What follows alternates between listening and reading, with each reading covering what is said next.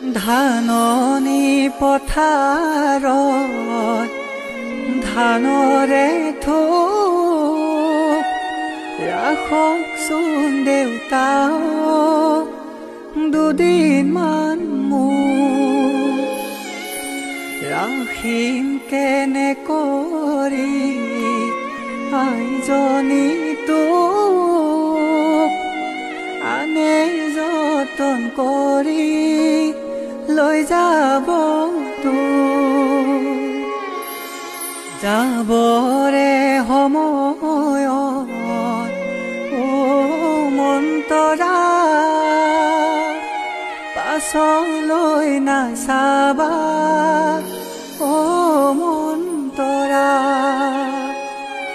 দুদিনৰ জীৱনটো ও মন্তৰা ভালে কৈ ৰাখিবা ও